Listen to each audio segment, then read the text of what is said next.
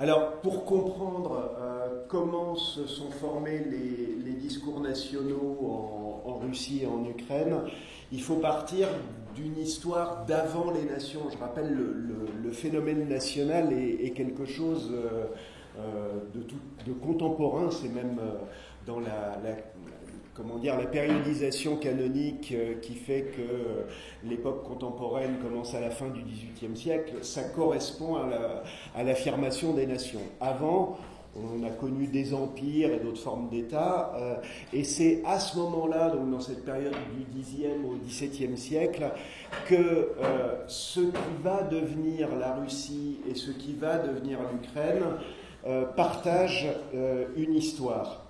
À l'origine de cette histoire commune, il y a la Russie de Kiev, qui est un des plus grands États d'Europe au Moyen-Âge.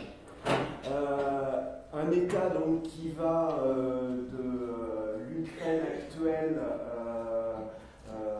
jusque vers les Carpates et à l'autre extrémité vers le nord jusqu'aux rives de la Baltique.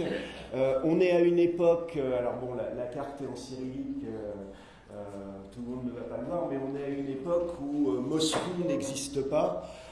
Saint-Pétersbourg n'existe pas non plus. Moscou, de mémoire, avait été fondé au XIIe ou XIIIe siècle, et Saint-Pétersbourg au XVIIIe. État très puissant en Europe, c'est pas juste une vue rétrospective des historiographies nationales qui se réclament de cette Russie, c'est aussi un fait qu'on peut corroborer. La fille d'un des princes de Kiev va être Anne, est mariée à un des premiers rois capétiens. Ça veut dire donc que la famille régnante à Kiev est connectée avec les familles régnantes de l'Europe occidentale du temps. Donc ça, c'est un élément de puissance. Deuxième élément important, le facteur religieux. La Russie, les princes de la Russie se convertissent au christianisme orthodoxe tel qu'il a Constantinople pour centre, et donc le rayonnement de l'orthodoxie dans le monde slave va partir de cette Russe kievienne, et on en a le témoignage avec la cathédrale Sainte-Sophie de Kiev, donc qui s'appelle Sainte-Sophie comme la Sainte-Sophie de Constantinople, Istanbul aujourd'hui, et qui à l'extérieur est un bâtiment de style baroque, parce que l'extérieur a été refait au XVIIe et XVIIIe siècle. Par contre, à l'intérieur, on a une église de type byzantin avec des mosaïques tout à fait comparables à celles qu'on peut voir à Ravenne, et entre autres cette magnifique Vierge orante. Alors, cet état de la Russie a une apogée entre le Xe et le XIIe siècle, mais est rayé de la carte au XIIIe siècle par les invasions turco-mongoles, qui en très très peu de temps embrassent un énorme territoire.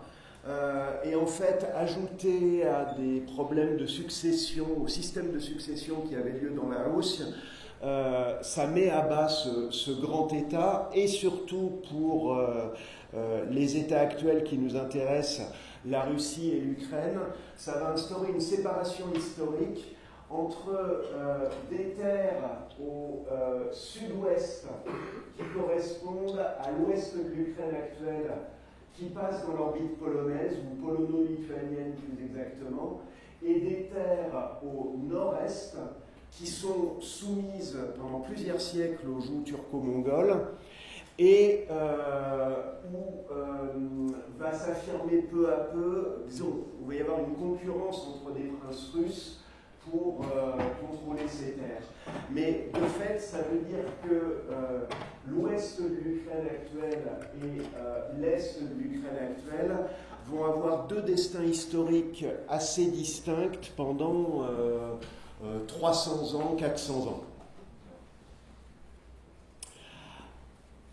À la fin de la domination mongole, la carte qui se réorganise sur ces régions-là. Alors, comment dire, les frontières qui sont dessinées sont les frontières actuelles. Ce qui m'intéresse, c'est justement les États de l'époque. Et donc, on a 3 puissances qui se partagent la région. À l'est, la Moscovie. On ne parle pas de Russie avant 1654. Donc c'est la Moscovie, c'est-à-dire que c'est le prince de Moscou qui a agrandi ses possessions au fur et à mesure. Donc vous avez à l'est la Moscovie qui s'est dégagée de la domination mongole. Au sud, alors les Ottomans ont commencé à leur expansion, et du coup ce qui restait des envahisseurs turco-mongols se retrouve dans la sphère ottomane, et je pense en particulier aux Tatars, qui donc sont reliés à l'Empire ottoman, mais sont d'une origine différente. Là je ne parle pas d'origine culturelle ou ethnique, je parle d'un système politique. En fait, les Tatars sont les derniers héritiers de la Horde d'Or mongole, mais de fait se retrouvent dans la sphère reliée à l'Empire ottoman. Et dernier ensemble, la Pologne-Lituanie, qui sont 2 entités politiques qui ont fait leur union au XVIe siècle et qui est un des États les plus puissants d'Europe à l'époque. Et au contact des 3 puissances, vous avez les Cosaques. Les Cosaques qui sont à l'époque, comment dire, un groupe social et un groupe humain tout à fait original, dans la mesure où ce sont des hommes libres, ce qui n'est quand même pas la norme à l'époque, où différentes formes de servage, voire d'esclavage existent. Donc les Cosaques sont des hommes libres, des combattants, et en fait leur liberté est en échange de leur service en tant que combattants pour un État. Et donc toute cette zone que les Cosaques occupent ici, c'est ce qu'on appelle à l'époque le champ sauvage. Et les Cosaques sont au service de l'État polono-lituanien pour combattre les Tatars, mais en même temps, ils contiennent l'influence de la Moscovie. Pour combattre les Tatars, pour quelle raison? Parce que les Tatars sont musulmans, et donc là, les Cosaques représentent le christianisme contre les musulmans, mais sachant qu'il y a un hiatus entre des Cosaques qui, eux, sont orthodoxes, comme on l'est en Moscovie, alors que dans l'État de Pologne-Lituanie, la classe dirigeante et une grande partie de la population sont catholiques romains. Ces Cosaques ont leur propre organisation et entre autres élisent leur propre chef qu'on appelle les hetman. C'est une déformation de l'allemand Hauptmann, même si les étymologies sont visiblement pas tout à fait sûres et établies. Ce qui leur donne donc un côté indépendant. Alors, c'est une société, de ce point de vue-là, relativement démocratique, relativement égalitaire, mais en même temps assez stratifiée. C'est-à-dire que vous avez en fait plusieurs catégories de Cosaques. Comme vous avez un certain nombre de personnes qui s'engagent chez les Cosaques pour échapper au servage, ces nouveaux Cosaques ne sont pas admis à l'élection du hetman, par exemple. Là, il y a un tableau qui est très célèbre, dont une des versions principales, enfin, la version principale est à la galerie Tretiakov à Moscou, mais on en trouve d'autres versions, entre autres une à Kiev si je ne m'abuse, d'un peintre qui s'appelle Ilya Repin. Il y a eu une rétrospective sur lui à Paris juste avant le début de la guerre, et y compris les toiles ont servi un peu à un marchandage entre la Russie et la France. Et le titre de l'exposition en France, c'était quelque chose comme Ilya Repin ou l'âme russe. bon, un titre qui ne mange pas de pain, qui ne veut pas dire grand-chose, entre autres parce que Ilya Repin est né et a grandi à Tchougouïev ou Tchouhouïf, qui est une ville de la région de Kharkov.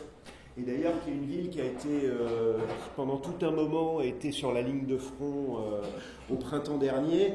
Et en particulier, alors qu'Ilya Repin est loué en Russie, les Russes ne se sont pas spécialement vantés d'avoir bombardé la ville natale de ce qu'ils considèrent comme un de leurs plus grands peintres.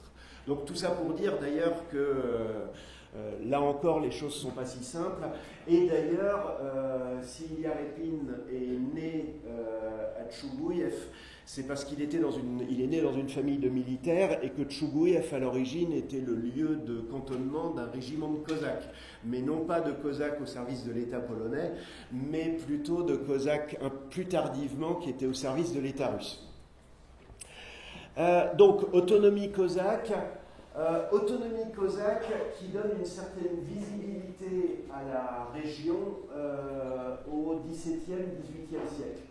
Et visibilité à la région et même dénomination de la région sous le nom de Ukraina, qu'on retrouve sur des cartes françaises. Alors, sur la carte de Beauplan en 1660, Beauplan c'était un mercenaire français qui s'est mis au service du roi de Pologne et qui, en rentrant en France pour financer sa retraite, a publié un petit opuscule qui s'appelle Description de l'Ukranie, qui sont des régions aux confins de la Moscovie et du royaume de Pologne, quelque chose comme ça.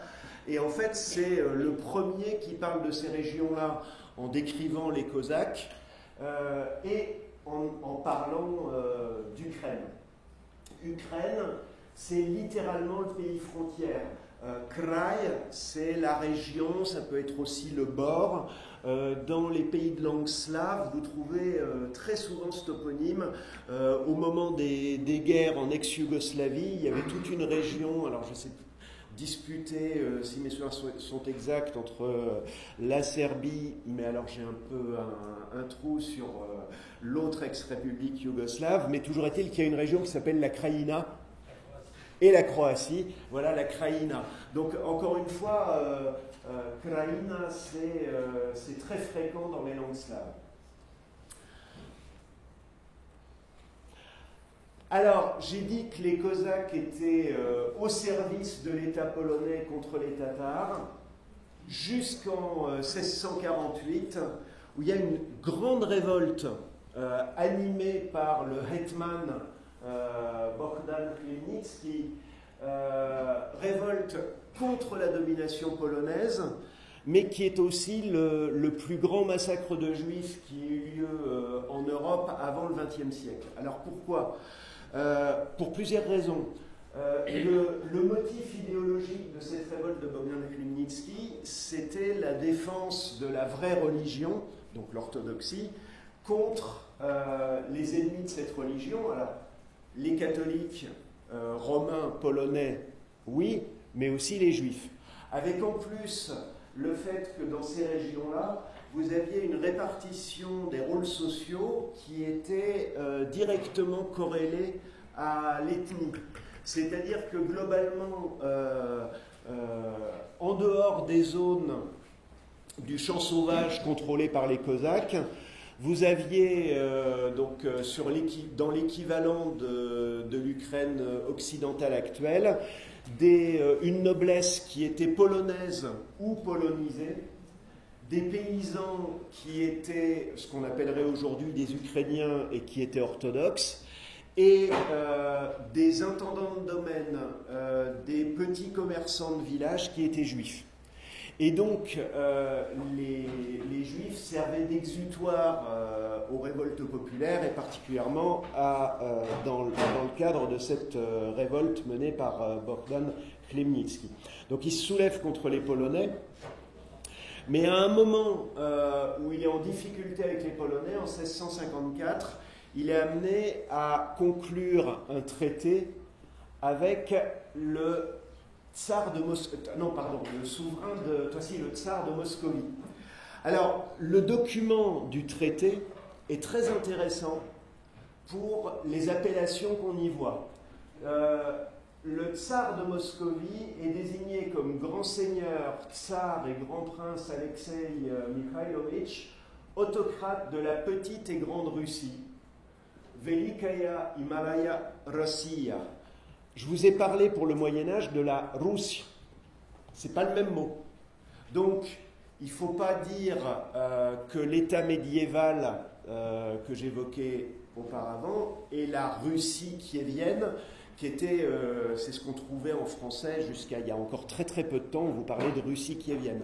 C'est une faute, je dirais une faute de traduction. Russia, c'est un mot, Rossiya, c'est un autre mot. Mais en même temps, ce tsar qui se dit donc autocrate de la Russie sépare la grande et la petite Russie. Petite Russie correspondant aux terres des Cosaques et Grande Russie à ses possessions développées à partir de Moscou. Quant à l'Hetman Bogdan Khmelnytsky, alors là je l'ai écrit à la russe, Bogdan et non pas Bordan, et Khmelnytsky avec des i, il est considéré comme le Hetman, donc le chef des troupes Zaporog. C'est sur le cours du Dniepr, au-delà des rapides, c'est Zaporog, c'est littéralement ce que ça veut dire. Donc, ce traité est intéressant dans la mesure où pour la première fois on parle de Russie et plus de Moscovie. Il est intéressant à un autre titre, c'est que Bogdan Khmelnytsky cherchait des alliances pour contrer les Polonais avec lesquels il était en guerre, mais du côté de la Russie, ce traité va être considéré comme une association, c'est-à-dire que le tsar, à partir de ce moment-là, se considère comme le souverain de ces régions-là. Alors que dans l'historiographie ukrainienne, on dira non, c'était un traité entre deux pays pour une alliance dans un but précis, alors que donc, comme je le disais, l'historiographie russe va considérer que c'était le début d'une unification, d'une fusion des deux entités et des deux territoires. Et donc c'est sur le fond de cette histoire du Xe au XVIIe siècle que vont se construire des discours historiques. Alors, j'ai dit que le nationalisme s'affirme au XIXe siècle, mais dans le cas russe, le discours historique commence avant le XIXe siècle. Mais c'est un discours historique non pas national, mais étatique. Et là, ça commence très tôt. Je vais faire un petit retour en arrière. Ça commence avec le tristement célèbre Ivan le Terrible, qui est le premier souverain de Moscovie à changer la titulature pour s'intituler tsar. Et donc sa titulature, c'est grand seigneur, tsar par la grâce de Dieu, grand prince de toute la Russie, de Vladimir, de Moscou, de Novgorod, de Pskov, Ryazan, Fier, j'ai pas tout repris. Et là, donc, on a un souverain qui est quand même, à l'échelle européenne, plutôt un petit souverain, qui est quand même en train de conquérir des territoires, mais les territoires qu'a conquis Ivan le Terrible, c'est vers l'Est. C'est entre autres au détriment des Tatars, mais des Tatars plutôt vers la Volga, des Tatars de Kazan. Et dans son souci de justifier son pouvoir, il fait deux captations d'héritage. Il s'appelle tsar, et ça c'est la déformation du mot César. Alors il n'est pas tout à fait le premier, et je pense qu'à la même époque il y avait toujours un saint-empereur romain germanique en Europe. Simplement, comment dire, le saint-empereur romain germanique avait peut-être peu de liens historiques avec Rome, mais il en avait quand même plus que le souverain de Moscou. Donc, première captation d'héritage, se mettre dans la filiation de Rome et surtout de Byzance et Constantinople. C'est-à-dire que là, c'est aussi une revendication religieuse de s'inscrire dans la filiation des souverains orthodoxes de l'Empire byzantin. Et deuxième captation d'héritage, le fait de s'affirmer grand prince de toute la Russie. Sauf qu'à l'époque où on parle, je reviens en arrière, la Russie, elle n'existe plus, et ou plus exactement, vous avez une bonne partie des anciennes terres de la Russie qui sont sous domination polono-lituanienne. Jamais à l'époque Ivan IV n'a songé à attaquer le royaume de Pologne-Lituanie. Mais justement, c'est là où il y a un peu l'essence du truc. Il prend une appellation qui est vacante et que personne ne va lui disputer à ce moment-là. C'est-à-dire que les souverains de Pologne-Lituanie ne vont pas aller reprocher aux souverains de Moscovie de s'intituler Grand Prince de la Russie, vu que la Russie n'existe plus. Donc c'est une espèce de geste qui coûte rien sur le moment, mais qui, là encore, permet à Ivan IV de se mettre dans une filiation et donc de dire je peux m'appuyer sur la légitimité de l'Empire byzantin et je peux m'appuyer sur la légitimité de la Russie médiévale. Alors, il avait une liaison dynastique, il était le lointain descendant, mais avec des tas de déports à certains moments, donc voilà. Par la suite, au XVIIIe siècle, on ne parle plus de Russie, mais d'Empire russe. Et là aussi, les mots sont importants. C'est le tsar Pierre le Grand qui, à son tour, va changer la titulature. Il s'intitule non plus tsar, mais empereur imperator, c'est-à-dire qu'il reprend le mot latin en russe. Et de la même façon, l'Empire russe, c'est Rossiyskaya Imperia. C'est-à-dire que là encore, on a pris un mot étranger, on l'a russifié. C'est pas un mot autochtone. Le mot autochtone, ce serait à la rigueur tsarstva, le tsara. Le mot a existé justement entre Ivan IV et Pierre le Grand. Imperia, c'est vraiment un mot qui nous vient de l'étranger. De la même façon, l'adjectif Rossiyskaya Imperia, l'empire russe. Alors là, en français, on n'est pas aidé parce que on a un seul mot pour dire russe. En russe, il y a deux mots pour dire russe. Rossiyski, c'est ce qui va avec l'État. Donc, l'empire russe, c'est tout ce qui appartient aux souverains de cet empire. Par contre, quand on parle de langue russe, l'adjectif, c'est pas Rossiyski, c'est Ruski. Et donc, ça veut dire que dans l'Empire russe, Rossiyskaya Imperia, il y a des Ruskiers, des gens qui parlent russe, mais il y a des tas de gens qui ne sont absolument pas russes. Mais ils sont quand même dans la Rossiyskaya Imperia, dans l'Empire russe. Donc, déplacement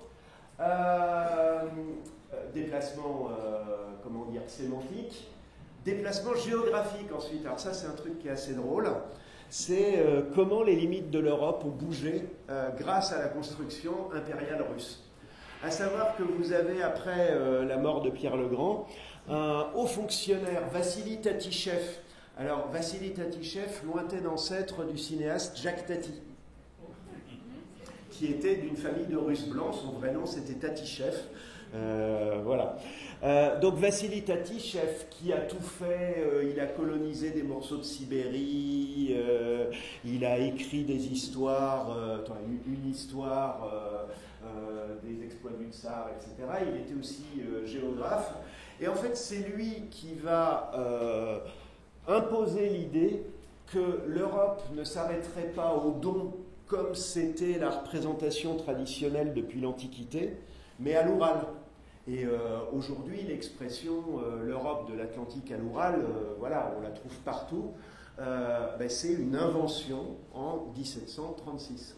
C'est-à-dire qu'avant 1736, personne n'a employé l'expression, mais l'Europe, elle allait de l'Atlantique au Don. Donc voilà, c'est par la force de l'État, on déplace les limites conventionnelles de l'Europe, parce qu'évidemment, les souverains de Russie avaient envie d'avoir leur capitale Alors, dorénavant Saint-Pétersbourg, mais même l'ancienne capitale Moscou, considérait qu'elle était en Europe et non pas dans la lointaine et sauvage Asie. Toujours dans le fait qu'on voit un processus de fabrication d'un discours impérial qui est vraiment un processus étatique. La première grammaire moderne de la langue russe. Alors là, paradoxalement, c'est pas marqué Ruski Yazik, la langue russe, la langue qu'on peut apprendre aujourd'hui, c'est marqué Rossiyski Yazik, la langue de l'État.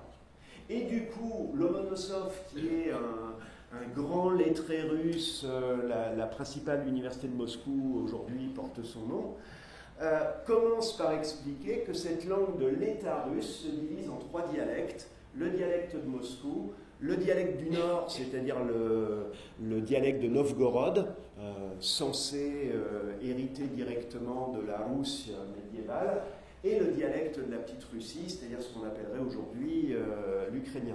Mais là, encore une fois, c'est la création de sa plume qui va mettre en place des catégories linguistiques. L'Ukraine, dans tout ça, elle paye cette construction impériale parce que, justement, au XVIIIe siècle, l'Empire russe s'étend dorénavant aussi vers le sud-ouest et donc grignote peu à peu les possessions polonaises. Et au fur et à mesure de ce processus, les spécificités liées à l'histoire de l'Ukraine sont effacées. En 1775, ce qui restait d'institutions cosaques autonomes, c'est-à-dire le droit pour les Cosaques les plus haut placés d'élire un hetman. Alors, il n'avait plus de pouvoir, ce hetman, mais officiellement, il y avait toujours un hetman des Cosaques, même si c'était dans le cadre de l'Empire russe. En définitive, on met fin à cet usage. Et surtout, parce que ça concerne beaucoup plus de monde, en 1783, on établit le servage en Ukraine. On ne rétablit pas le servage, on l'établit. C'était, si on pourrait dire qu'on le rétablit, mais là il faudrait remonter à la Russie. C'est-à-dire que, justement, sous les Cosaques, il n'y avait pas de servage, vu que les Cosaques se définissaient comme des hommes libres. Et là, pour des raisons de logique administrative, il ne peut pas y avoir d'hommes libres qui travaillent la terre dans l'Empire russe. Donc du coup, on passe tous les anciens Cosaques. Alors, ceux qui peuvent prouver qu'ils ont une haute extraction peuvent basculer dans la noblesse, tous les autres deviennent serfs. Alors, il faut quand même dire une chose, c'est que justement ces anciens Cosaques qui deviennent serfs, pour la plupart, c'est dans des endroits où il n'y a pas de seigneur au-dessus d'eux. Donc ils deviennent les serfs du tsar. Ce qui, dans le système de la Russie impériale, n'était pas, et de loin, la plus mauvaise pioche. C'est-à-dire que, de fait, ils avaient moins de corvées et moins d'impôts que la moyenne, et donc, particulièrement dans ce qui correspond aujourd'hui à l'Ukraine du Nord-Est, c'est-à-dire la région de Kharkiv, etc., ces serfs de l'État avaient en réalité quasiment les droits de petits propriétaires, c'est-à-dire qu'ils pouvaient développer leur exploitation, etc. etc. Il n'y a pas très longtemps, j'ai entendu un poème datant du milieu du 19e siècle. Alors j'ai oublié le nom de ce poète, mais un poète russe satirique qui avait fait une histoire de la Russie en vers, et sur l'établissement du servage sur les terres ukrainiennes. Je ne vais pas vous le dire en russe, et je vais vous dire ce que je me souviens de la traduction. C'était Catherine II s'adressa aux philosophes pour leur demander ce qu'elle pourrait faire pour améliorer le sort de ces peuples. Les philosophes lui parlèrent des Lumières et de la liberté. Alors Catherine II fit don aux Ukrainiens du servage. Voilà, ça résume bien les choses. La construction idéologique continue avec l'histoire de l'État russe, et c'est bien marqué Historia Rossiyskого Gosoudarstva, donc de l'État russe au sens impérial, de Nikolai Karamzin en 1818. Et alors là, ce qui est important, c'est qu'il systématise l'espèce d'intuition d'Ivan le Terrible, c'est-à-dire qu'il établit une continuité entre la Rousse de Kiev et la dynastie des Romanov qui est au pouvoir en Russie à partir de 1612 et qui sera renversée par la Révolution en 1917. Donc du coup, vous avez une ligne droite, alors vous avez Byzance, ensuite vous avez Kiev, et ensuite vous avez Moscou et Saint-Pétersbourg, mais il y a une continuité. Et donc le discours historique russe se construit comme ça, et vous avez d'autres historiens au XIXe siècle, Solovyov, 19e, début 20e, Kluchevski, etc., qui vont documenter ça, parce que, comment vous dire, vous n'allez pas trouver des restes archéologiques ou des textes qui vont vous dire, comment dire, aucun souverain de la Russie médiévale n'imaginait que plusieurs siècles plus tard, il y aurait une Russie ou une Ukraine. Donc évidemment, vous n'avez aucun texte du Moyen-Âge qui va dire la Russie, c'est notre avenir, ou c'est les mêmes débats pas débat, mais le même type d'affirmation que ce qu'on a eu en Europe de l'Ouest. Moi, quand j'étais petit, j'ai appris que Charlemagne, c'était la France, ça se discutait même pas. Et on me parlait d'Aix-la-Chapelle, il y avait Aix-en-Provence, Aix-la-Chapelle, c'était évidemment en France. Jusqu'au jour où j'ai découvert qu'Aix-la-Chapelle n'était pas précisément en France, et où je me suis posé un certain nombre de questions. Mais sauf que, évidemment, Charlemagne ne se posait absolument pas la question de savoir s'il y aurait un jour une France ou une Allemagne. Voilà, on est peut-être les descendants de quelqu'un, mais nos ancêtres ne savent pas qui sont nos ancêtres. Donc c'est pour ça que cette construction, c'est forcément une construction a posteriori. Alors, j'ai dit que la Russie, c'était un empire, c'est-à-dire que vous avez dans l'empire tsariste, dans l'empire russe, tout un tas de peuples différents avec des cultures différentes, dont certains qui ne sont pas slaves et pas chrétiens, par exemple les Tatars, les peuples du Caucase qui sont conquis au fur et à mesure du XIXe siècle, les peuples d'Asie centrale. En Sibérie, conquise avant, vous avez aussi d'autres cultures, d'autres croyances. Il reste que comment est-ce qu'on peut intégrer l'Ukraine dans cet ensemble impérial? Et c'est là où il faut comprendre les choses avec nuance. C'est que cet empire russe ne prétend pas être uniforme au niveau culturel. Et globalement, à chaque fois qu'il y avait l'intégration d'une nouvelle région et d'un nouveau peuple, il y avait des espèces d'accords ménageant le respect de certaines traditions, la plupart du temps le respect de la religion d'origine, etc. Dans le cas ukrainien, ça s'est traduit par le fait qu'à la cour à Saint-Pétersbourg, vous aviez des gens de la haute noblesse qui étaient issus des Cosaques d'Ukraine et qui continuaient au XVIIIe siècle à s'habiller en Cosaque. Et c'était très bien vu en tant que tel. Ils n'avaient plus le droit d'élire un hetman, mais ils avaient toujours le droit de mettre des pantalons bouffants de temps en temps. Donc voilà. Et de ce point de vue-là, pour montrer un peu les ambiguïtés de cette construction impériale, un cas intéressant, c'est l'écrivain Nicolas Gogol. Là, je le prononce à la russe, il a écrit essentiellement en russe.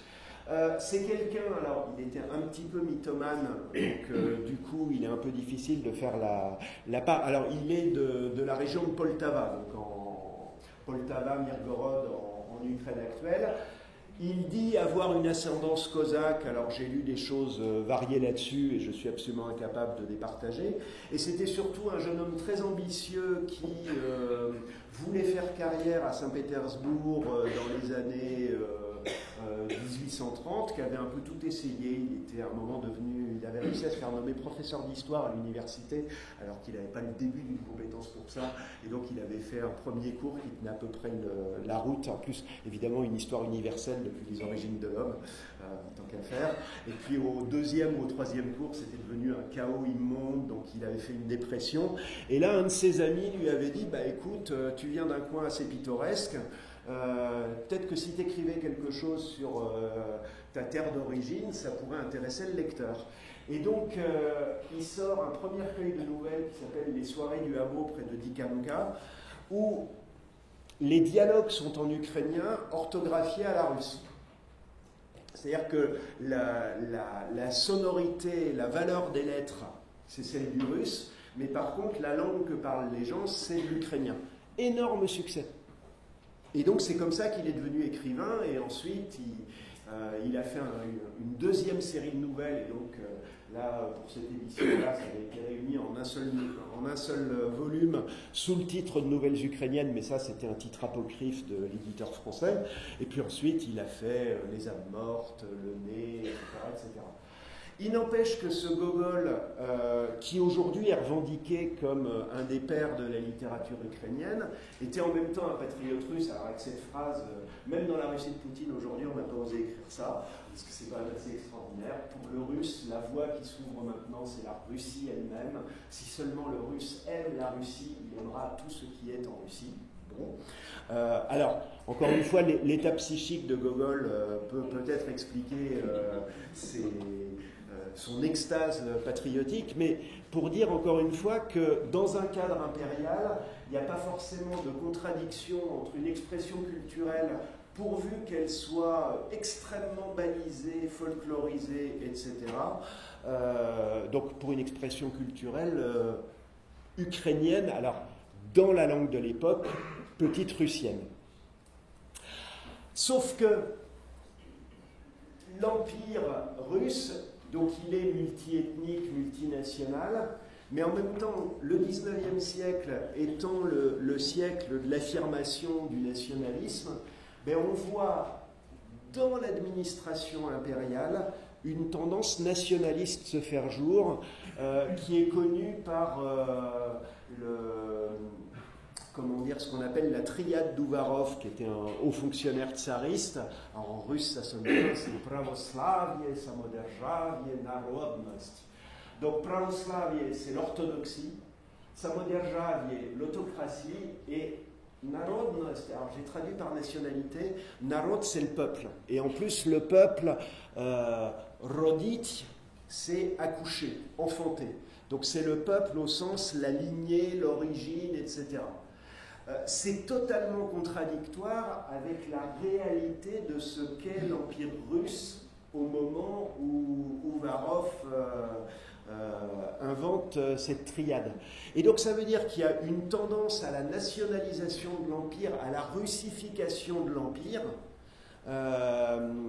qui va poser des problèmes, y compris des problèmes de cohésion politique. Alors en même temps, ça s'explique cette volonté de nationaliser l'Empire, d'une part parce qu'au XIXe siècle, il y a plusieurs vagues de contestation intérieure, alors pas forcément très importantes quantitativement, mais qui vont marquer les esprits. En 1825, c'est la première révolte qu'on appelle la révolte des décembristes, des décabristes, entre autres des officiers qui avaient participé aux campagnes contre Napoléon et qui en France avaient un peu vu qu'un minimum de liberté d'expression et de comportement dans la société était tout à fait agréable à vivre et ne remettait pas en cause l'existence de l'ordre social. En 1847-1849, il y a les premières sociétés secrètes qui se créent en Russie. Alors, je vous avais parlé de la toute petite société secrète avec le poète ukrainien Taras Shevchenko, mais il y en avait des plus importantes. Alors, plus importantes, la première, elle faisait 13 membres, donc plus importante, c'est 20, 30, c'est pas plus. Hein. Mais sauf que on commence à voir circuler des brochures socialistes dans l'Empire tsariste, etc.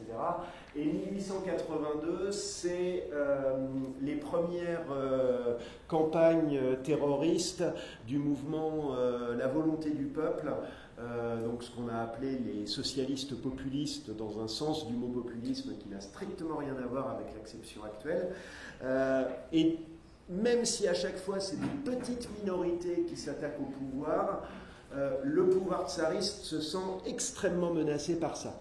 Et surtout, en dehors des guerres qui sont menées au Caucase et en Asie centrale pour soumettre ces régions, mais là c'est des guerres de conquête, donc c'est pas considéré comme un danger pour le pouvoir lui-même, il peut y avoir une défaite, on renvoie des troupes, etc.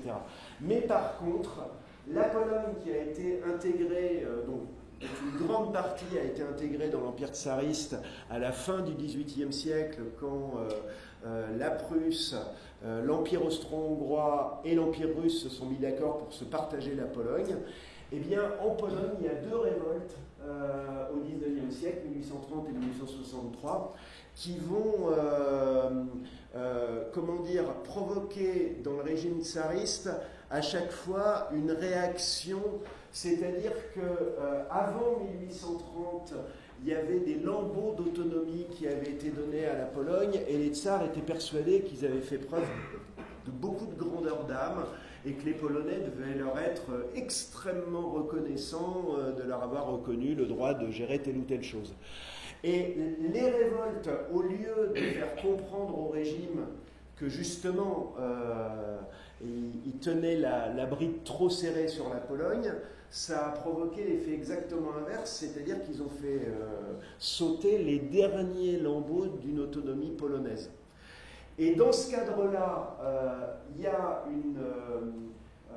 la politique de l'État tsariste va être essentiellement anti-polonaise au XIXe siècle, mais sauf qu'en étant anti-polonaise, elle va être aussi accessoirement antisémite et anti-ukrainienne. Alors, c'est pas très logique parce que, y compris une bonne partie des législations antisémites de l'Empire tsariste avaient plus ou moins été mises en place suite à des revendications de la noblesse polonaise.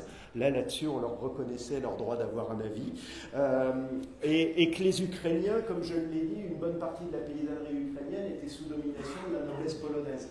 Mais du point de vue de l'État tsariste, tout ça, c'est un peu la même chose. C'est-à-dire, c'est des gens qui ne sont pas des vrais Russes ou qui ne veulent pas se considérer comme des vrais Russes et qui vont être des agents de subversion interne.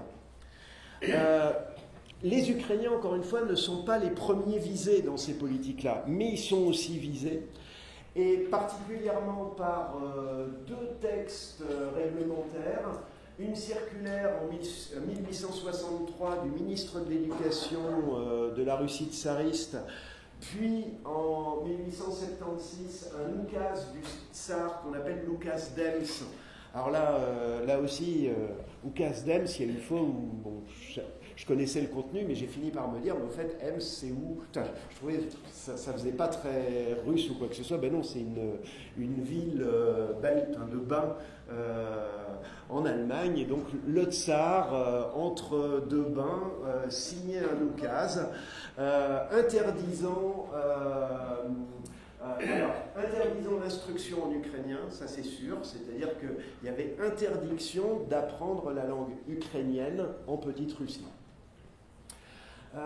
Et restreignant énormément l'édition en ukrainien. Alors, il y avait quand même quelques textes qui pouvaient passer, soit quand c'était des textes à caractère religieux, soit quand c'était des textes écrits comme Gogol. C'est-à-dire qu'on écrivait la langue ukrainienne, mais en utilisant la valeur russe des lettres. Ce qui, du coup, avait un effet folklorisant, un peu drôle du point de vue d'un russe lettré, etc. Et puis, surtout, le mot même d'Ukraine est interdit. Et donc, on ne verra sur les cartes que le terme de Petite-Russie, et encore, le terme de Petite-Russie ne recouvre pas toute l'Ukraine sous domination tsariste, parce que toute la bande au sud-est de l'Ukraine actuelle, c'est pas la Petite-Russie, c'est la Nouvelle-Russie, Novorossiya, qu'on a vu ressurgir au moment de la proclamation des républiques séparatistes dans le Donbass et qui d'un seul coup ont réapparu dans le discours du Kremlin alors que c'était un terme qui n'était plus utilisé depuis 1917. De même que le terme de Petite Russie. Cette politique anti-ukrainienne, elle a des relais locaux. C'est-à-dire qu'il ne faut pas croire que c'est juste quelque chose de l'extérieur, parce que, je vous l'ai dit, dans tout l'Empire tsariste, mais a fortiori sur les terres qui constituent l'Ukraine d'aujourd'hui, vous avez une répartition des rôles sociaux en fonction des origines ethniques et des appartenances religieuses. Et donc, vous avez une paysannerie ukrainienne orthodoxe dans l'Empire tsariste, mais dans les villes, vous aurez des Polonais nobles qui sont peu à peu marginalisés dans le cadre impérial russe. Vous aurez des fonctionnaires russes, des nobles russes, et accessoirement, mais pas partout, des juifs. Et donc, évidemment, dans ces milieux russes des villes, ben là, le discours impérial, il est repris de tout à fait bonne grâce. Et c'est comme ça qu'en 1888, un monument qui est toujours le monument symbole de Kiev est érigé, en l'honneur de Bogdan Khmelnytsky, je l'ai mis à la russe, parce que là, c'est bien un monument russe, et ça se voit avec les cartels qui sont mis sur le piédestal. Nous nous soumettons au tsar de l'Est, c'est-à-dire que c'est la lecture de l'historiographie russe qui est reprise, à savoir que le traité de Péréyaslav de 1654 est une unification des territoires zaporogues avec la Russie. Et surtout, la dédicace du monument, c'est à Bogdan Khmelnytsky, au nom de la Russie une et indivisible. Alors, ce monument est toujours en place. Il a simplement changé de cartel à l'époque soviétique, puis rechangé de cartel en 1991. C'est-à-dire que l'idée de se soumettre au tsar de l'Est et de se revendiquer de la Russie une indivisible, ça a disparu sans doute vers la fin de 1917 et ça n'est jamais revenu. Mais tout ça pour dire qu'il y avait des milieux impérialistes russes en Russie. Et comme il y avait, en Ukraine, comme il y avait cette peur d'une subversion, entre autres petite russienne, il y a toute une littérature de propagande anti-ukrainienne. Et là, ce livre est intéressant, sans doute pas trop par son contenu, mais par son titre. La langue petit-russienne, Maloruski Yazyk, ou le séparatisme littéraire ukraino-brutaine. Séparatisme.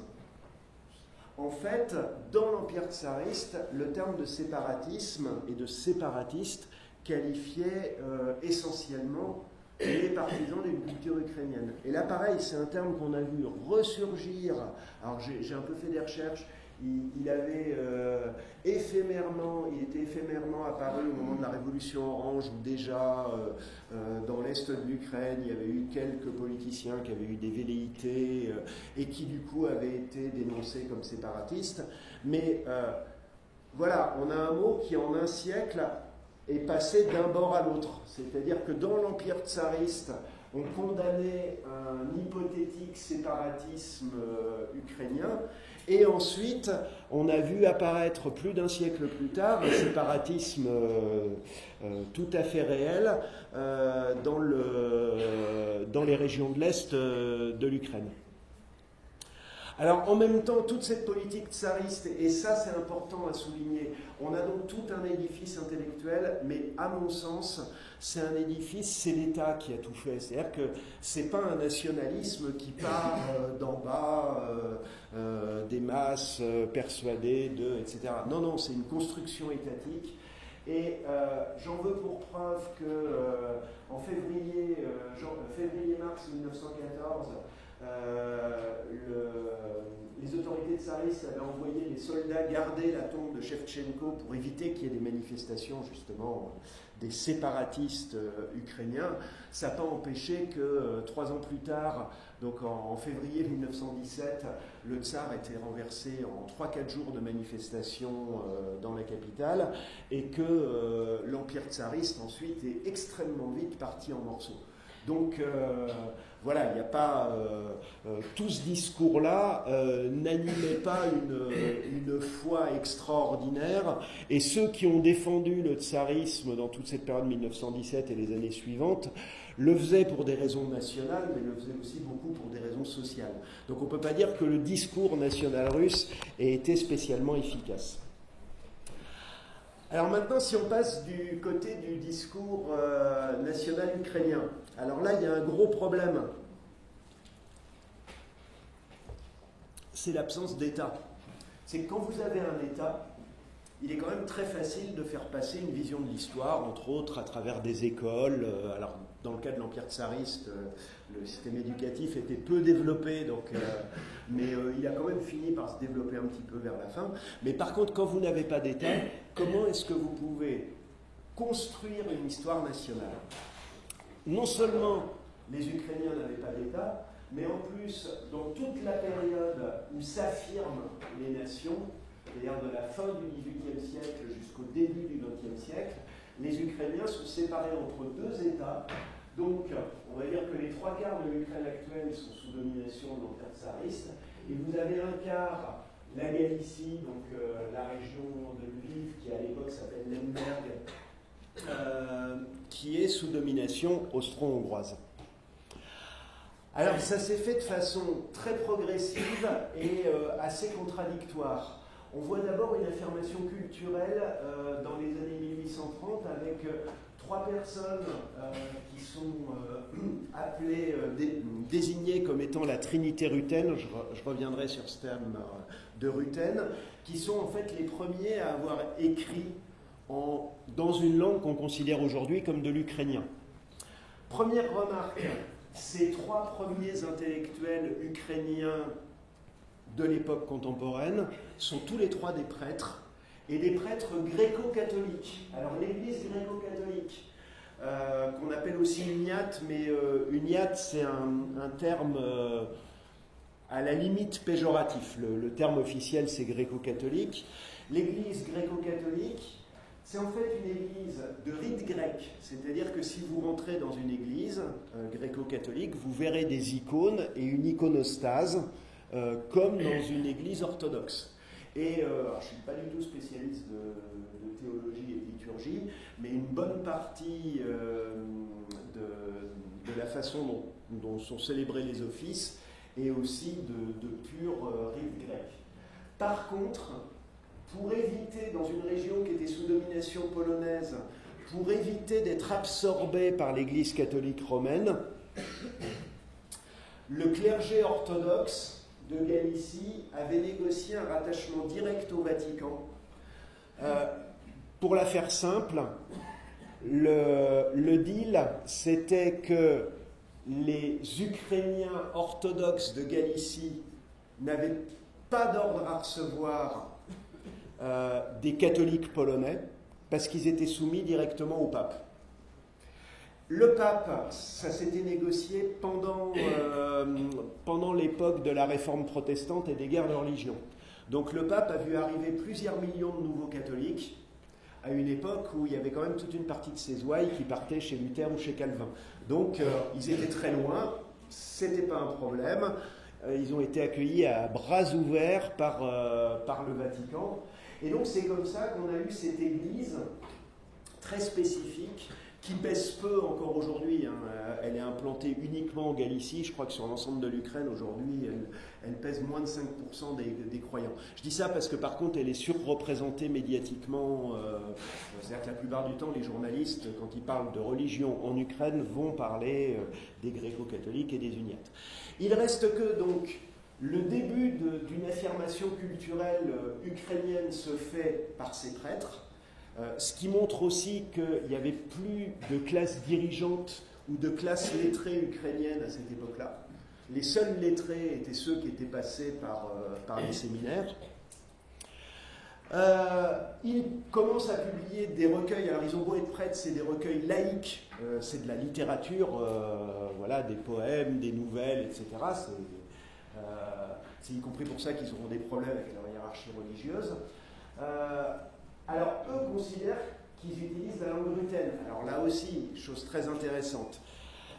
Dans l'Empire austro-hongrois, les ruthènes, c'était ce qu'on appellerait aujourd'hui les Ukrainiens. Mais le mot lui-même a une histoire intéressante. En fait, ces ruthènes, c'est-à-dire ces gens de rite orthodoxe, de rite grec, parlant une langue qu'on considère aujourd'hui comme l'ukrainien, en Galicie, s'appelaient entre eux Ruski. Ruski, la Russe. Il n'y a pas de problème de ce côté-là. Sauf que Ruski, arrivé au XIXe siècle, alors il y a un S de différence, mais à l'oreille, entre Ruski et Ruski, pas facile de distinguer. Donc la proximité des deux mots est un peu gênante pour les États qui contrôlent ces territoires. Donc du coup, en Pologne, on a une chancellerie qui est écrite en latin, donc on les appelle des Ruteniki. Et quand les Austro-Hongrois prennent le contrôle de la zone, ils germanisent le mot latin et ça devient Ruthenisch. Et du coup, dans les langues d'Europe de l'Ouest, on parle des ruthènes. Mais encore une fois, les ruthènes, à la base, ce sont des Ruski. Pas autre chose. Donc, vous voyez, les termes sont assez difficiles à cerner et leur sens change. J'ai dit qu'il y avait une affirmation littéraire, ça passe par la langue. On va commencer à définir la langue, mais là aussi, c'est pas évident.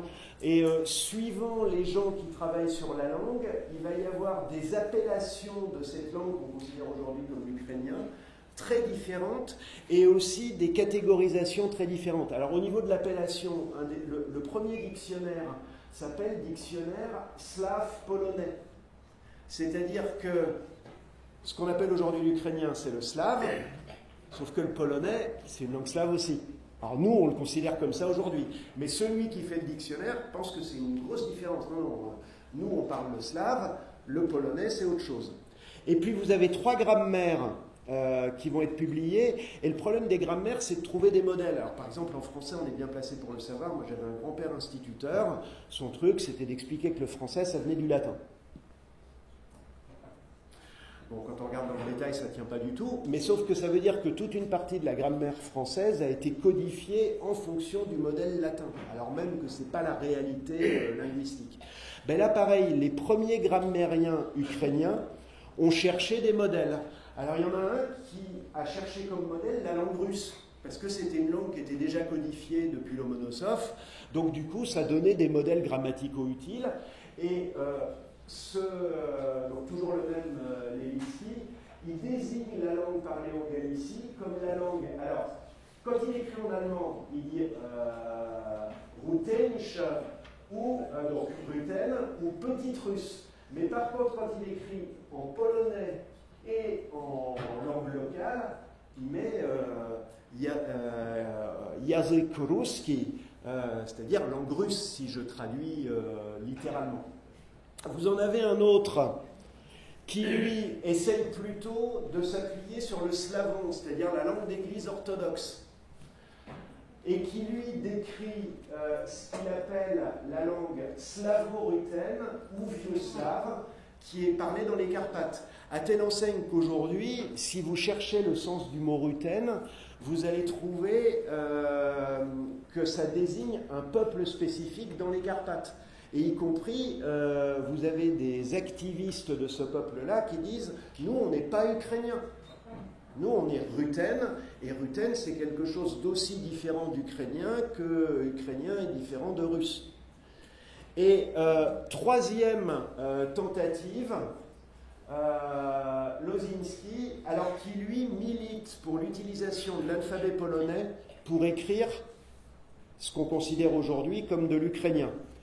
Et en même temps, comme quoi les choses sont toujours extrêmement contradictoires, celui qui est pour l'usage de l'alphabet polonais est en même temps le seul de ces grammairiens à s'intéresser vraiment à la langue que parlent les gens, c'est-à-dire à ne pas chercher un modèle extérieur, c'est-à-dire notre langue doit être sur le modèle du russe ou sur le modèle du slavon, mais à essayer de partir de la langue parlée par les paysans. Donc c'est dire que la définition de la langue, et vous avez vu qu'aucun ne parle d'ukrainien à ce moment-là, on est en 1830-1840. Toutes ces contradictions en Galicie, elles vont un peu éclater en 1848, donc quand il y a le printemps des peuples, et le printemps des peuples, il arrive jusqu'à Lemberg, c'est-à-dire aujourd'hui Lviv. Et justement, dans toute la région de Galicie, en fait, les Ruthènes, donc ce qu'on appellerait aujourd'hui les Ukrainiens, vont être du côté du pouvoir de Vienne, du côté des Habsbourg, parce que pour eux, l'ennemi principal localement, ce sont les Polonais. Et ça va avoir des conséquences politiques, c'est que dans le mouvement démocratique européen, les Ruthènes, comme un certain nombre d'autres peuples slaves, tchèques, slovaques, etc., vont être vus comme des contre-révolutionnaires. Alors le mieux, c'est cette phrase d'Engels, Metternich réprima le mouvement démocratique polonais entrepris dans l'intérêt des paysans, ce qui se discute un peu, et ce, grâce aux paysans ruthènes eux-mêmes et à leur fanatisme religieux et national. Donc voilà pour l'entrée dans l'histoire. Mais là, encore une fois, on a bien cette contradiction. Et clairement, souvenez-vous, hier, je montrais cette carte postale d'un soldat de l'armée austro-hongroise avec sa casquette du brave soldat Schweik et sa cocarde ukrainienne. C'est l'héritage de ça, c'est-à-dire du loyalisme des Galiciens à la couronne austro-hongroise. Et un loyalisme qui a duré, comment dire, ils ont attendu que l'Empire austro-hongrois s'effondre en 1918 pour proclamer l'indépendance. Et c'est comme ça d'ailleurs qu'ils se sont fait doubler par les Polonais qui avaient 2 jours d'avance. Dans l'Empire russe, c'est tout à fait une autre histoire et un autre discours qui se structure. Le discours proto-ukrainien qui se structure dans l'Empire russe, il est fondé sur un souvenir encore frais de l'épopée cosaque. Et dès la fin du XVIIIe siècle, vous avez un texte qui circule, donc qui s'appelle l'histoire des Russes, Historia Russov, ou de la petite Russie. Le mot d'Ukraine n'apparaît pas, mais qui en fait établit là une continuité entre la Russe médiévale et l'État cosaque dont j'ai parlé. Et donc là, vous avez un contre-discours, c'est-à-dire que le pouvoir des tsars dit la Russe, les Romanov aujourd'hui, et là, on voit le début d'un discours qui dit la Russe, les Cosaques et notre peuple d'aujourd'hui. Et ce discours-là va de plus en plus être nourri et élaboré. Alors, des fois de façon purement littéraire, vous avez un petit fonctionnaire tsariste, mais d'origine cosaque, Ivan Kotlярevski. Le premier texte est anonyme. Alors, il y a des attributions, mais a priori, on ne sait toujours pas vraiment qui l'a écrit. Là, par contre, il y a publication d'un texte signé, donc Kotlярevski, l'Énéide en langue petite russienne. Alors, basiquement, c'est un texte comique. C'est-à-dire que c'est une épopée cosaque en langue populaire, donc avec tout un jeu sur justement le registre de langue, et puis un côté picaresque. La première phrase, c'est Aîné était un petit gars plein d'énergie, voilà, avec le souci d'utiliser un langage familier. Mais derrière ça, il y a quand même une idée super intéressante, c'est que l'Énéide, c'est le contre-récit romain de l'Iliade. Donc, en écrivant une Énéide, Kotlярevski se pose en Troyen, qui, grâce à Énée, va donner naissance à l'Empire romain. Et que les Grecs, en fait, ils croyaient nous avoir écrasés, mais non. Donc, il y a un sens politique derrière. Mais il ne faut pas exagérer non plus, parce que le livre est publié à Saint-Pétersbourg en 1808. L'histoire des Russes avant avait été publiée aussi tout à fait légalement à Saint-Pétersbourg. C'était le genre de choses qui pouvaient rentrer dans la tolérance impériale. Toujours dans ce qui rentre dans la tolérance impériale, on peut parler d'Ukraine au début du XIXe siècle dans l'Empire tsariste. Et c'est à l'université de Kharkov qui vient d'être fondée que vous avez un cercle d'études ethnographiques, archéologiques, linguistiques, tout ça un peu mélangé, qui publie donc une revue savante qui s'appelle Le Messager ukrainien, Ukrainsky Viesnik. Et le plus fort, c'est que l'initiateur de cette revue fera un travail de linguistique en 1834 où il dira que l'ukrainien est une langue et pas un dialecte.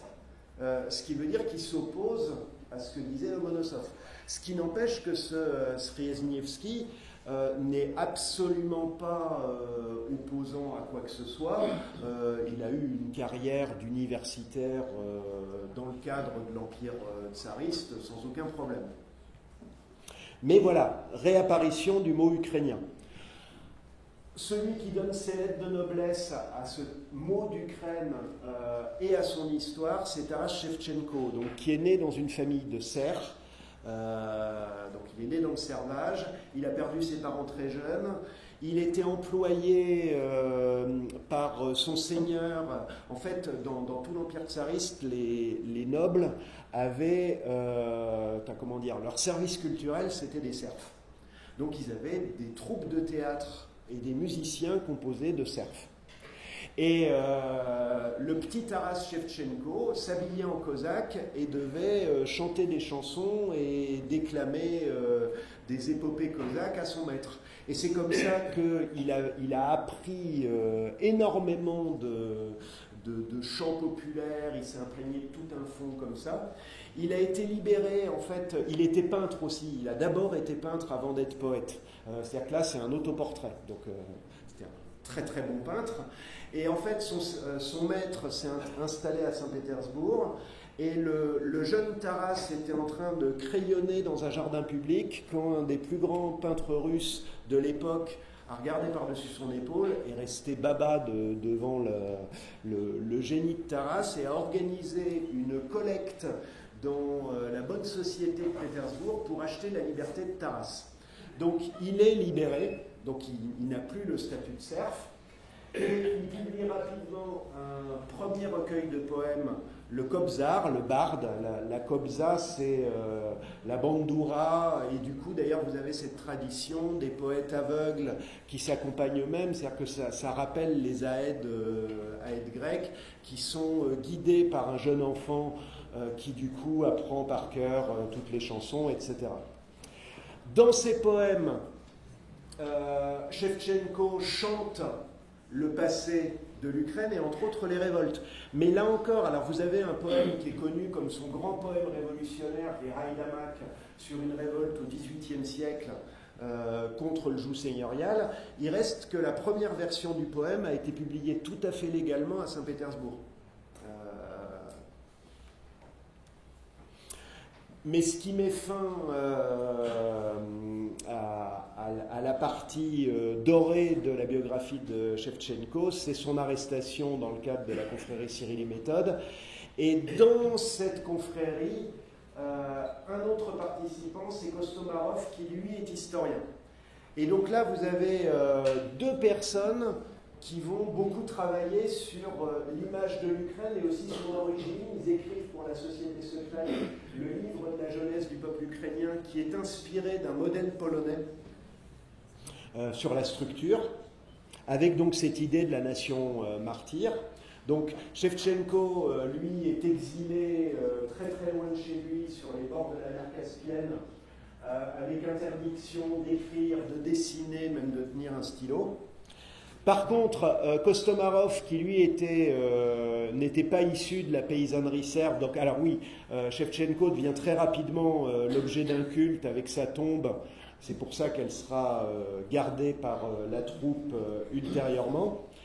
Et son ex-compagnon Kostomarov, qui lui donc était issu de milieux sociaux plus favorisés, est moins réprimé et il peut assez rapidement s'installer à Saint-Pétersbourg et lancer une revue. Et dans cette revue, il écrit un article qui est intéressant parce qu'on y retrouve ce qui va devenir un peu les clichés sur le caractère russe et le caractère ukrainien. Je vous lis. la caractéristique des Ukrainiens, ou Ukrainiens, c'est une traduction de 1916, la traduction française. La caractéristique des Ukrainiens était la prééminence de la liberté individuelle, celle des grands Russiens, la collectivité. L'idée originale des premiers, c'est que le contrat social entre les gens est fondé sur le consentement mutuel et que le dissentiment y met fin. Les seconds s'efforçaient de démontrer la nécessité de ce lien et son indissolubilité aussitôt qu'il avait été établi, de faire remonter à Dieu le principe de cette union et par conséquent de l'élever au-dessus de toute critique humaine. Il y a un certain nombre de journalistes aujourd'hui qui copient ça sans même le savoir, donc en disant oui, les Ukrainiens ont toujours été pris de liberté, alors que les Russes ont toujours été sous la chape, à vouloir vivre les uns contre les autres, etc. Il reste que, par exemple, Kostomarov est un défenseur de l'orthodoxie et que, par exemple, cette religion gréco-catholique de Galicie, il considère que ce sont des traîtres au service de la Pologne. Donc là encore, les choses ne sont jamais simples. Pourtant, c'est en Galicie que la pensée ukrainienne va se doter d'institutions en faisant, dans un cadre associatif, comme s'ils avaient un État. Et c'est comme ça que la société littéraire et scientifique Shevchenko est fondée à la fin du XIXe siècle. Elle fonctionne comme une académie des sciences avec différentes sections. Et elle est rapidement dirigée par un historien issu de l'Empire tsariste, mais qui a obtenu une chaire à Lemberg, Mikhailo Hrushevsky. Et Hrushevsky est un historien de la fin du XIXe siècle, positiviste, qui travaille sur les sources, et c'est lui qui va aboutir le récit national ukrainien sous la forme moderne et utilisable. L'histoire illustrée de l'Ukraine a été traduite en français, je crois même qu'elle se trouve en PDF sur Internet, c'est tout à fait lisible.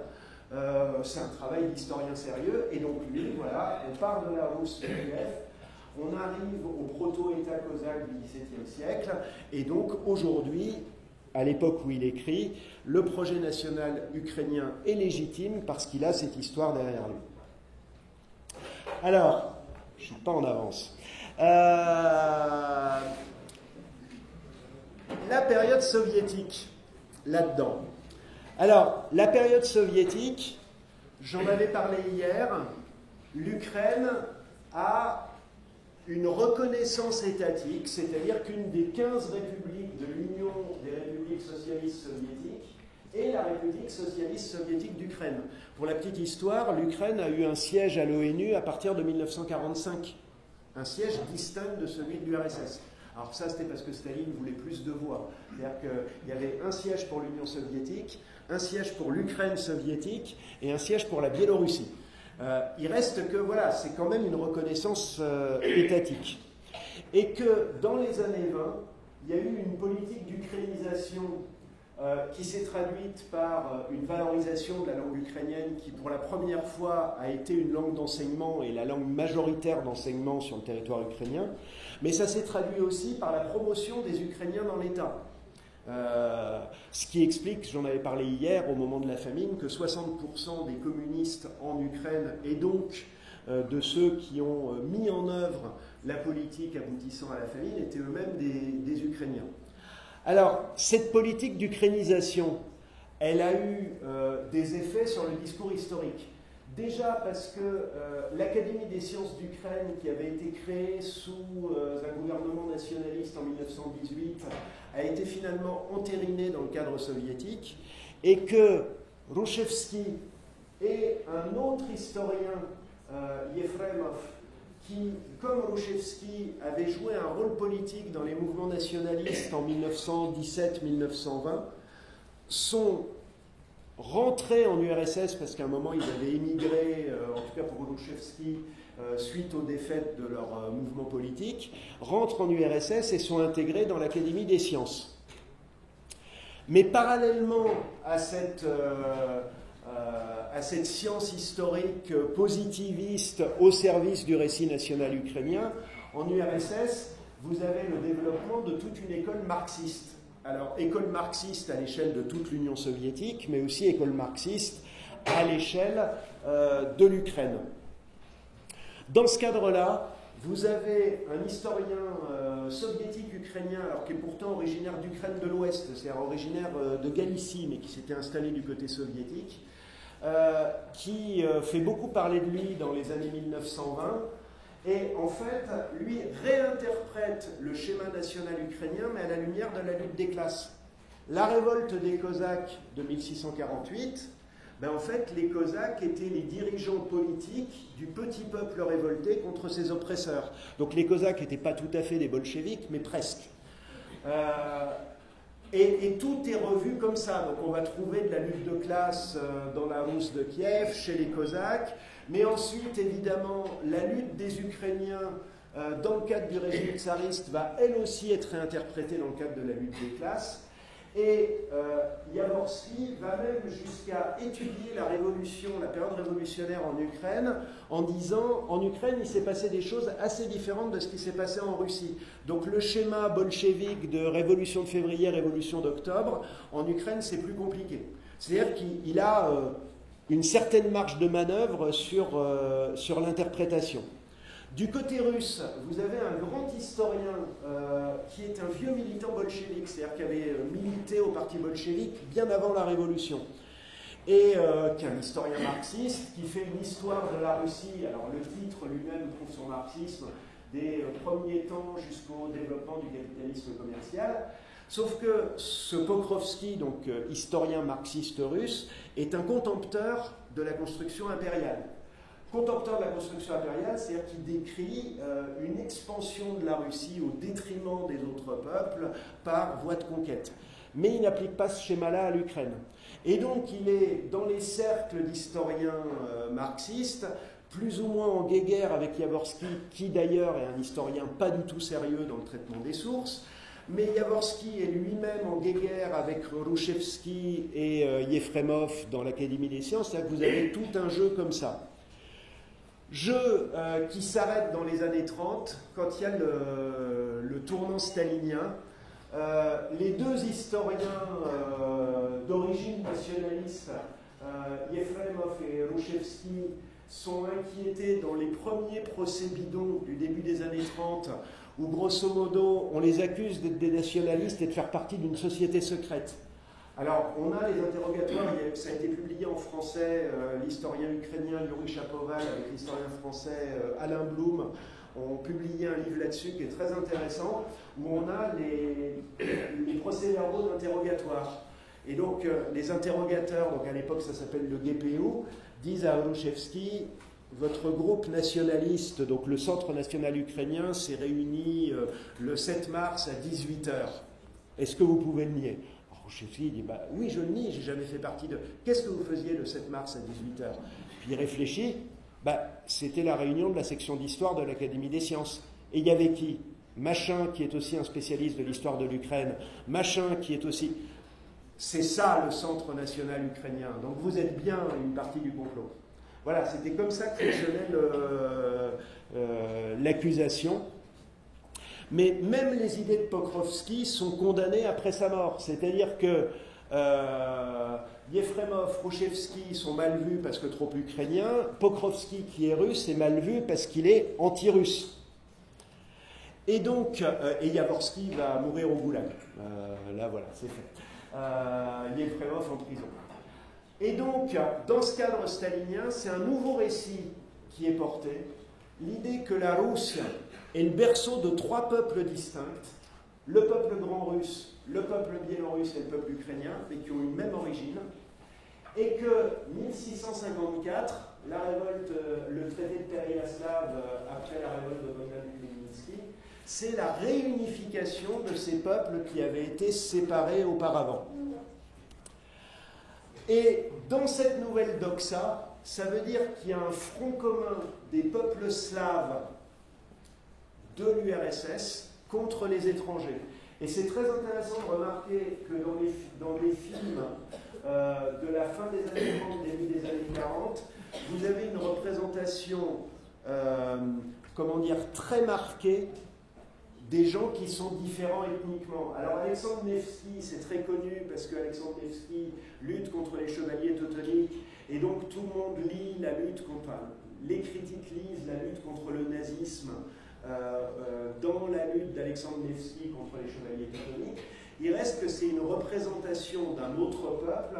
On les voit avec des croix qui ne sont pas des croix orthodoxes, etc.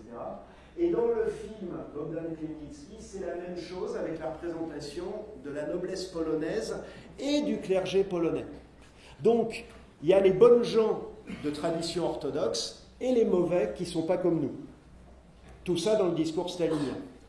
Et dans ce cadre-là, l'anti-occidentalisme de guerre froide va se développer, avec l'idée que, y compris sur les marches, là je ne parle plus de l'Ukraine, je parle même de l'Asie centrale, voire de l'Afghanistan, la domination russe dans l'histoire était un moindre mal par rapport à la domination anglaise. C'est-à-dire que dans des manuels d'histoire staliniens des années 1950, on vous expliquait que les conquêtes coloniales russes, c'était pour le bien des peuples concernés, alors que sur des territoires contigus, les conquêtes coloniales anglaises, c'était de l'exploitation capitaliste éhontée. Et dans ce cadre-là, il y a le grand frère et le petit frère. Donc là, justement, 1654-1954, anniversaire de la réunification des peuples russes et ukrainiens. Alors ce qui est intéressant, c'est que le grand frère a sa main sur l'épaule du petit frère, donc on voit bien qui est le grand, qui est le petit. Et puis que le grand frère, lui, il est en costume cravate, c'est un homme moderne, alors que le petit frère, il est encore dans sa chemise brodée de brave paysan. Donc il y a des tas de choses qui se disent là-dedans. À l'époque, après Staline, ça va bouger sur les marges, mais quand même. Sous Brejnev, on va élaborer la théorie que bientôt il n'y aura plus de peuple russe, plus de peuple ukrainien, plus de peuple biélorusse, géorgien, etc. Il n'y aura qu'un seul peuple soviétique. Et qu'il n'y aura plus de différences culturelles au sein de l'Union soviétique. Mais en pratique, c'est sous Brejnev que les politiques de russification ont été les plus dures. C'est-à-dire que même sous Staline, il n'y a pas eu d'arrêt ou de diminution de l'enseignement en langue ukrainienne.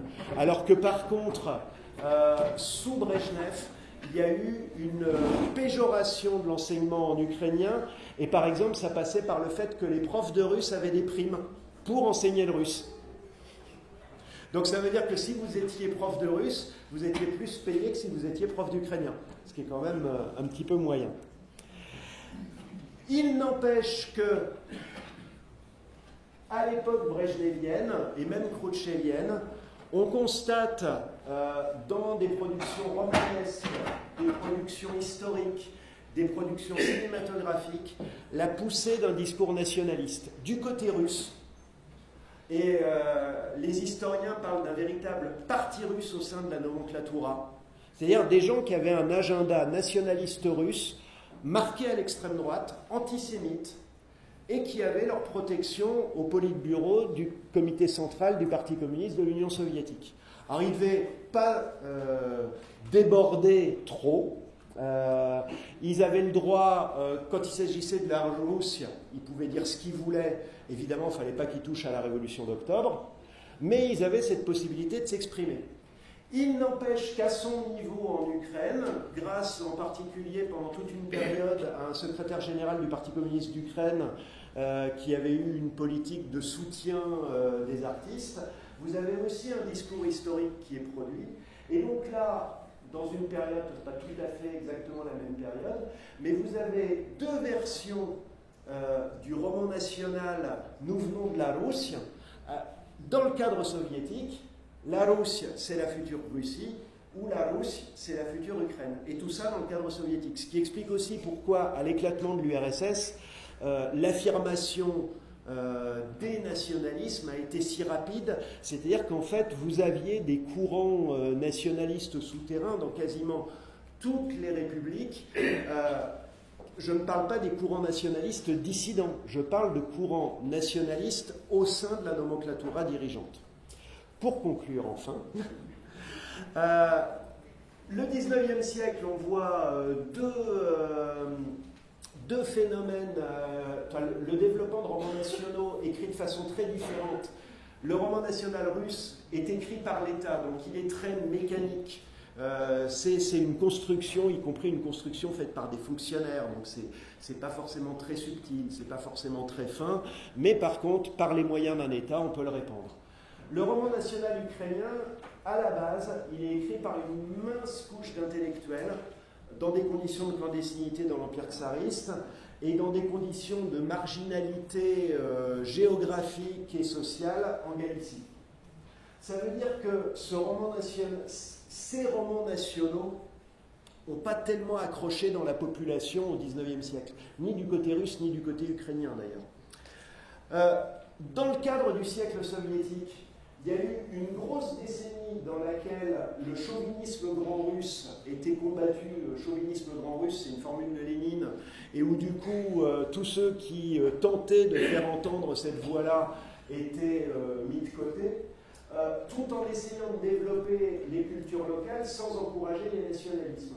Mais ça ne dure pas très longtemps. À partir de la fin des années 20, on a quand même un roman national ukrainien, mais soviétique, qui est écrit, donc qui n'est pas le roman national des nationalistes, mais surtout, on a de plus en plus un retour du chauvinisme grand russe, et donc c'est ces deux éléments-là qui vont essentiellement jouer en 91, en 91, au moment de l'effondrement de l'URSS.